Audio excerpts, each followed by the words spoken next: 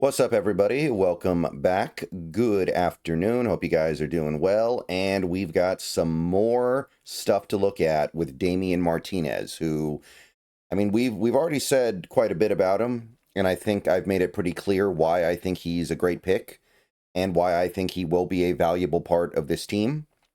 So, feeling pretty good, feeling pretty happy, but we got to do the tape. We got to take a look at some tape. We got to break down some of the things that he actually does on a football field in a game. And I decided to pick probably the best game of his career because, again, we're going for more positivity here because we're so late in the draft.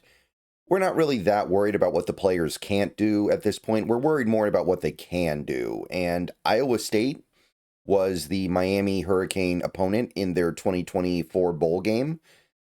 And I think this game did a great job of showing what Damien Martinez is good at and a little bit of maybe what he's not so good at. So it was good to see that too. But this was quite possibly the best game of his college career. It was the best game he had last year, I think. And felt like every time he got the ball on a run play in this game, and it wasn't a huge usage game either, because Miami had a three-headed rushing attack that they really leaned on throughout the season, and in this game in particular. But every time he touched the ball, you felt like he was doing the right thing. And what else can you ask for from a running back you got in the 7th round? So, Iowa State, this was the bowl game, and remember, Cam Ward only played the first half because he sat at halftime because he was trying to protect himself. So, Damien Martinez played this well in a situation where he didn't even get to play with his stud quarterback for half the game. Please click the thumbs up on this video if you haven't already. Subscribe if you're new. Click the bell for notifications. Become a channel member for $2 a month. Those are the best ways to help support the channel. Okay, so we're going to go through my notes here. And again, I'm not going to be able to put the video footage on screen. I'm not going to be able to do like clips. I've tried to do that before. It doesn't work out. So we're just going to go through my notes. If you want to watch through the game, there's a cut up of it on YouTube.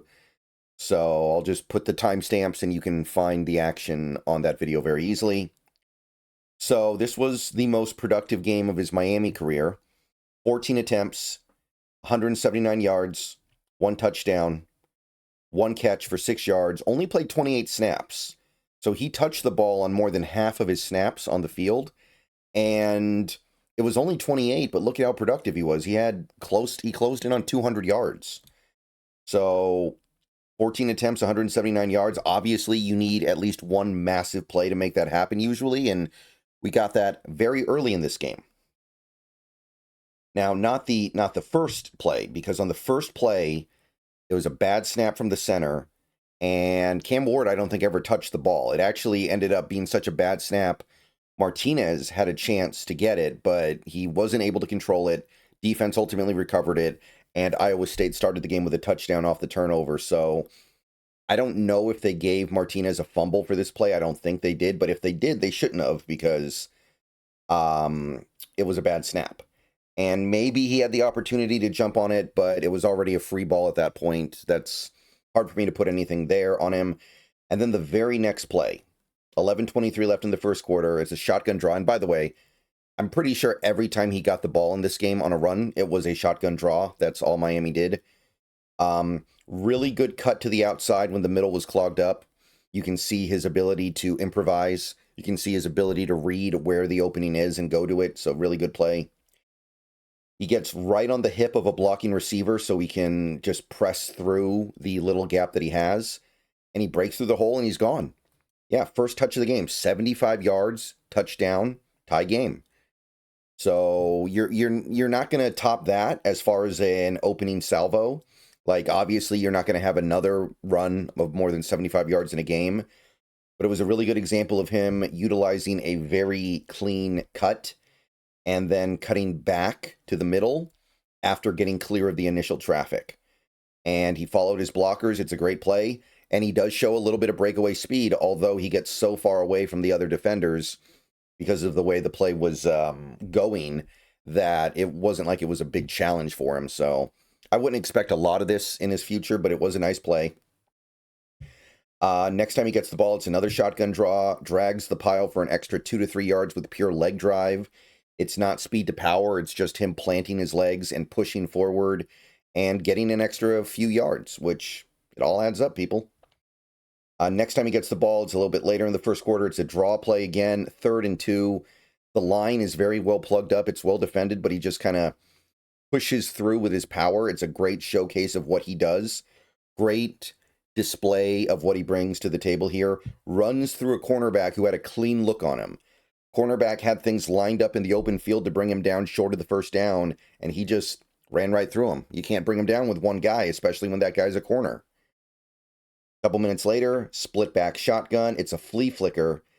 And on the play, after throwing the flea flicker, he immediately has to pick up a blitzer. And I think he actually did a really good job on this rep. He got low.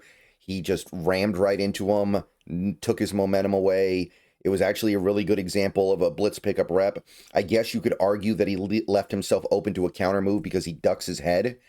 But it was one of those plays where maybe you could make an argument that he's not got the greatest technique, but he is willing. And hey, that's important. We like that. I don't think he's on the field for any of the third drive on the Miami offense. If he was on the field, he never touched the ball, and they had their backup running backs in. It was Fletcher and one other guy. So this was a drive where he just got the time off, and there was at least one other drive in this game where he was basically benched. And that just speaks to how Miami ran their offense. That speaks to how Miami knows how to really give guys a break and rest them and balance out their offense. And it does speak to the fact that I don't think he can be a bell cow back, and there aren't that many in the NFL anymore, so I'm not worried about it.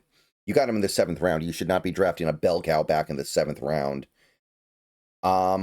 Second quarter is next time he gets the ball, shotgun draw. He does a jump cut outside to find some room. And then he hits a second cut right after the first cut back inside to evade a tackler and get 8 yards. So he's stringing cuts together, and he's decisively going to where the opening is, and he's finding yards every single play, it feels like. And this is something that you continue to see as you go through this tape. Every play, it feels like he's doing the right thing. He's waiting. He's hitting the hole. He's cutting at the right time. He's leaning on his power when it's time to, and it's really good stuff. Next play, another shotgun draw. He bounces outside the tackle and cuts through a hole. So it's another example of him taking it outside and then hitting his cut and just one cut and plant and go. He's got open field moves on this play. He's got some power. He's got some contact balance. You see it all. He gets into the open field here a little bit, and you see it all. You see him make guys miss. You see him run through guys. You see him survive tackle attempts. It's everything that you're hoping this guy will be in the NFL. Now, we do get this back-to-back sequence here where you see some of the issues. So 8 minutes left in the second quarter, play action, he leaks out into the flat, and Cam Ward just hits him on a check down. Just an easy throw, he's wide open, and he just drops it. There's no defender anywhere near him. There's nothing going on. It's an easy catch, very ugly. He just drops it. There's not much to say, but he didn't drop a ton of passes in college, but he didn't get targeted a lot, so I don't think we have a full idea of what his hands are going to be like. But this was an example of him not getting it done in a situation where he was asked to be a receiver. And then I think it's 2 plays later, it's 3rd and short, and he's charged with picking up a blitz, and he just slips and ends up on the ground trying to engage. It's a pretty ugly rep. So we have him showing his weaknesses as a third down back, as a receiving back, as a non-running back. So he tries to pick him up, and he just kind of ends up, I don't know exactly what you would call it. He ends up kind of lunging, and he ends up on the ground, and his man gets pressure. The Cam Ward was able to run for the first down, but I don't think that was the intent. I'm pretty sure that the intent was to run a normal play, and Martinez gave up pressure. Delayed shotgun draw here with 6:24 left in the second quarter. He hits a nice cut to evade some early penetration to find 3 yards. It's not a big play, but I think he did maximize the play. A few minutes later, split back shotgun again. They run a draw. There's a big hole, so it's not like it was hard, but he follows his lead blocker to pick up 6 before the second level of the defense gets to him. More split back stuff here as well. I think this is the next play. This time he kind of acts as a decoy. He doesn't get the ball. The other back gets the ball, and he kind of runs to the right side, and the ball goes to the left side. So he's basically acting as a decoy, like I said. 2:32 left in the second quarter. He leaks out into the flat on a play action. It's not a play action to him. It's a play action to the other back. It's another split shotgun. Catches the dump off and gets upfield for 6 yards. I still don't think he looks super comfortable as a receiver, but he gets the job done here. He does what he needs to do, catches the easy dump off, and just turns upfield and gets 6 before going out of bounds. Does some lead blocking on a play with about 2 minutes left in the second quarter. Nice smack on the edge to open up a hole, actually. Shows a little bit of, maybe you could call it fullback prowess. I don't know. I wouldn't count on him to do it a lot, but he does show the ability to stick his nose in there and open up a hole for his other back. But generally speaking, when Miami got the ball with like 3-4 minutes left and drove down for a score, he got most of that drive off, even for the running plays. He wasn't on the field a lot, especially once they got inside the 2-minute warning. So you can see them mixing it up. You can see them understanding that he's not a third down back, understanding that the other backs are better off in that situation. Third quarter now.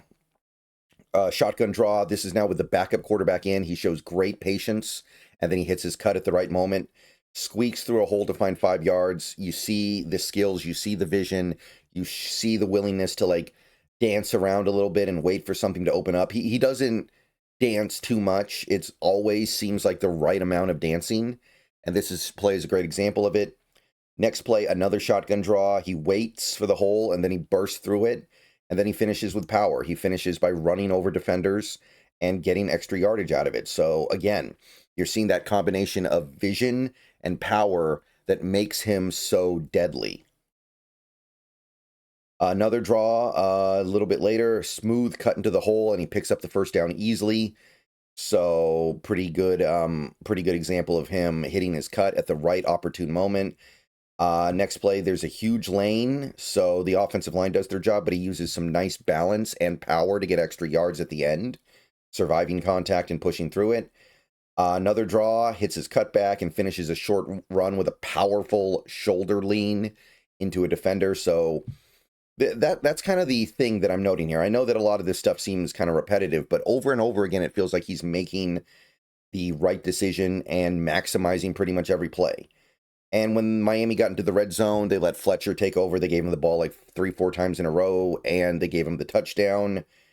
Doesn't get the ball again until about 2:20 left in the third quarter. Finds the right crease every single play, fitting through any gap. On this play at 1:37, I thought he threw a really nice chip block to help his right tackle with an edge rusher. Helps drive the edge rusher past the pocket. Really nice example of him just guiding him past the quarterback. And that's the kind of stuff he's going to have to do if he wants to become a complete back. And then we get to the fourth quarter. There's a 2nd and 2 draw. He waits for the play to develop, then bounces it outside, and then falls forward for 6. Nice, simple stuff, but he gets it done every time. And then the next play after that, he hits a cutback right into the lane, breaks some tackles on his way for another good run. And I believe that was the last time he touched the ball the whole game. It might have been the last time he was on the field. Again, it was only 28 snaps, but every single time he got the ball, it felt like he did something correct. And there's something to be said for that, because there are power backs out there, even really good ones, that don't have vision. They just go. They'll run up the back of their blockers. They'll run before the hole is opened up and count on their power to rule the day. This guy doesn't do that. This guy knows when to wait, knows when to go, but he still uses power very well. Okay, so that is it for the tape. Again, I only really looked at one game. I just wanted to get an idea of what he does well, and this game gave a great example of it. So I will see you guys later today on Twitch or tomorrow on YouTube. We got more rookies to look at here, only a couple more. And yeah, hope everyone has a great day. Go Hawks. Let me know what you think down below. Damien Martinez, he can play. He's a exciting prospect.